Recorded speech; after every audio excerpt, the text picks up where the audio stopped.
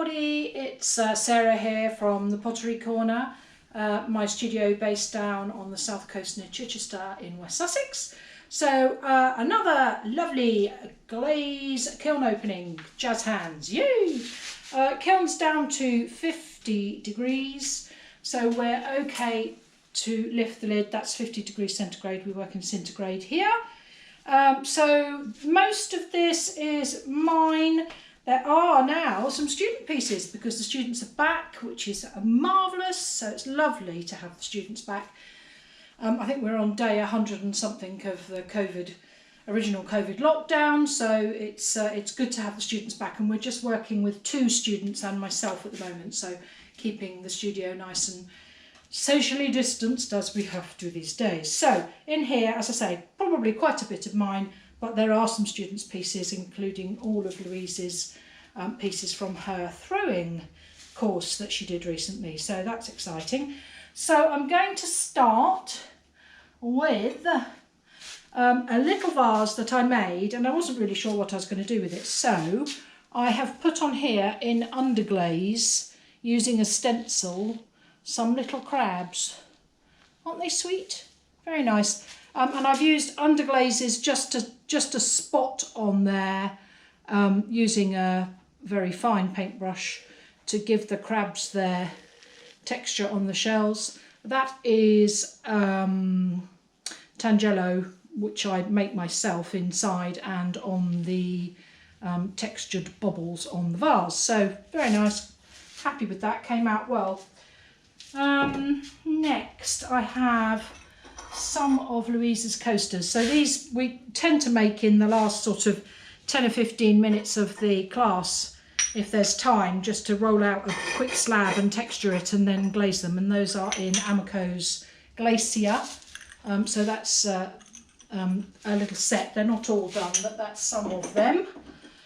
Next I've been making what I'm calling wonky pots. So this one I've actually made for my daughter, but I have to say I'm not overly keen on the outcome. So that is iron yellow inside and iron yellow outside over the top of manganese oxide that's been rubbed back. And then I've used weeping plum and snapdragon on the flowers. It's an interesting combination, one that may grow on me, but I can't say that I particularly like it. But there are more of these little 3-legged wonky pots in the bottom of the kiln, so we'll see what we find. Quite a nice design. They're going to be used for succulents. That's another one of Louise's set. There's a little half shelf in here. Take that out. Right. And we'll take the props out because we don't like those. They just make a mess in the kiln. Okay, so next is another one of my little vases. This has got Amaco snow in the top. It's got a line of black underglaze on the carving, and then this glaze on the bottom, which is matte finish, which I hope you can see, is Mayco's Moonscape. And actually it's very nice. I don't usually like matte glazes, but actually I really like that. So that's a really pretty little vase. Interesting how it's got like a white section on one side and a blue section on the other, but that tends to be what you get a little bit with glazes when they go in the kiln. But very nice inside with Amaco snow and the nice band. So yes, very nice like that. That would look nice with bluebells in it in the springtime. This is the first of the students' pieces. So this is a little plant pot that one of the students has made. That's Amaco's Sky. This is Jane's. And again, she's used my textured sprigs on the slab. And then on the join of the pot, rather than just trying to disguise it, she's put these little buttons, which are really very sweet. So that's Amaco's Sky. She'll be pleased with that. She's pleased to be back. One more of Louise's coasters. Right, now this is the last of the 5 Tudor jugs that I made. Oh, it has come off of there, that's good. I stand things on cookies, especially when I'm using Amaco's seaweed. So this is Amaco's seaweed over the top of Amaco's obsidian. So that, I think, is the best of the 5. Really nice combination. I love the way that the seaweed pulls. And actually it's really nice. That one is the iron fleck clay. So again, it's got the fleck inside and decorated in a Tudor style. So actually that one is the nicest of the 5. So good. That's good news for me. I have just fired some little bits. Again, there are more of these little spirit people. You know, I don't know what they're called. But I actually glazed them myself because the students haven't been in for ages. So I wanted to get them through the kiln. So I've just glazed those. And there's 2 more of those actually joined together, which hopefully will just knock apart. So get those out of the way. Right, Louise, this is the first of your thrown pieces. Now this has got Amaco Weeping Plum inside, and then it's got Snapdragon and Snow, Amaco Snapdragon and Snow mixed 50-50, and then Adventurine on the rim. Just, I think that finishes them off really nicely. So that's one of the pieces that Louise threw in her throwing course that she came and did to have a go on the wheel, and found it harder than she thought she might. There's a second of them. Again, that's nice. The lip's nice on that one, Louise. You can see that there is a little bit of drippage on it, but actually I quite like that. Gives it a bit more character. So that's the second one of those. And there's another one of your coasters there. So that's good. And I've just been making some little price tag labels for some things that I have in the studio. So little hearts with my stamp on using an oxide. That one looks like manganese. And then this is, I believe, oh, it's still got the cookie on the bottom. Oh, that's all right, it's come off. Leslie's, I'm sounding like I don't remember whose it is, but I think it's Leslie's puppy head, which she's made for a friend. And that is really, it's lovely, Leslie. The oxide's really nice on it. And the glass is nice in the top, but we have no drippage. So clearly just the right amount of glass in there. So again, another lovely sculptural poppy head to go in the garden. So that is a goodie. Move the sweet peas. I love sweet peas in the summer. They're such lovely flowers. Right, I'm just going to get rid of these little bits and bobs that go on the kiln shelf. And lift the shelf out. Up we come. Get that out. And in the bottom, we have some more of Louise's pieces in here. Just going to get rid of the props because we know we don't like those. And see what we've got. So there's wonky pots in here, which already I can see are nicer than the one that we've just taken out, so that's good. Sometimes you try glaze combination and it just doesn't work, and that's life being a potter, really. Right, so let's do these mugs.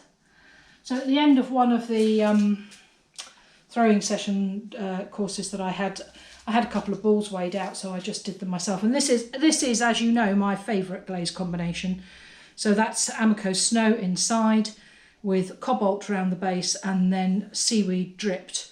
And that one is a lovely big, I don't actually think it's terribly hot. Oh, it is a bit hot, warm. Hot chocolate cup. Get your hands around it in the winter. Lovely handle, textured handle. So yes, that's always a good glaze combination, and it's my favourite, so I'm allowed a favourite. This one, as you can see, as I was saying with seaweed, Amaco seaweed, when it drips, it's a right royal pain. So now I've got to get that cookie off of there. So I'll knock it off and we'll see whether I can just use the diamond grinder to get that off. But other than that, it's a lovely mug again. So I love the way that the seaweed drips over onto the cobalt. So very nice, lovely.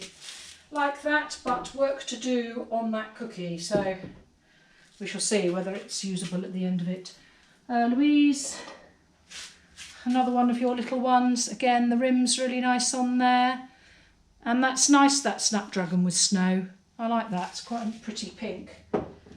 And then a couple with handles on. That one's sweet.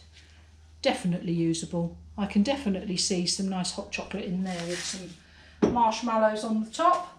And this is the last of yours. That just needs a little knock off on the bottom. So again, nice. The rims are nice on them.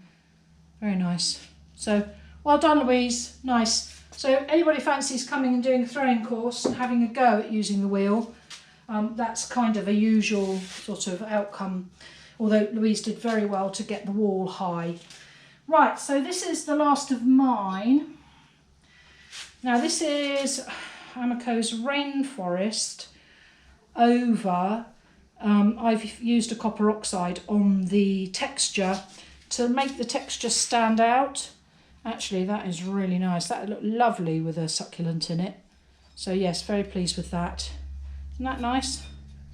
Lovely. So that's really nice, and it's tourmaline inside. So yes, very nice, lovely. So that's the first of my happy wonky pots. Lovely. The next one is this one, and again this one has got copper oxide wiped back, which is why you've got this difference in the on the texture where the copper oxide has held. And that looks to me like it's ice, so Amaco's ice over the top of that, but of course it's gone very much greener because of the oxide. So again, lovely, and again would look lovely with a cactus or a succulent or one of those string of hearts, you know, plants in hanging over the edge. Very nice, happy with that. And then the last thing, apart from more price tags from me, is this one. Now this one's very interesting. This one has got a Mayco glaze on it. As you know, I don't usually use Mayco glazes, but I brought the thingy down. It's called Fruity Freckles. So this is one of the Mayco special glazes that has glass frit in it. Actually, it's really nice. Quite like that. I've used Sky, Amaco Sky on the bottom. No, I haven't, it's Downpour. Downpour inside and Downpour on the bottom. But the actual textured section with that Mayco Fruity Freckles is lovely. Very nice, and again, look nice with the cactus in it. Very on trend, aren't they, the succulent pots? So yes, all three of those are lovely. So actually they look nice in a group. So I might put those all together. Yes, classes started back, so students' happy days. As you can tell, because we now have shelves full of glazing, so that's good. There are items listed on the shop if you'd like to go and have a look. And the website is www.thepotterycorner.co.uk, and I'm on Instagram, the.pottery.corner, and on Facebook, The Pottery Corner. And if you have any queries or questions, please email me via the website, which would be sarah@thepotterycorner.co.uk. So hope everybody's well. We're all happy chappies being back in the studio. And as I say, still making, still selling, still teaching, having a lovely time. Here comes my 6 seconds I'm not going to trim. GoPro, stop video.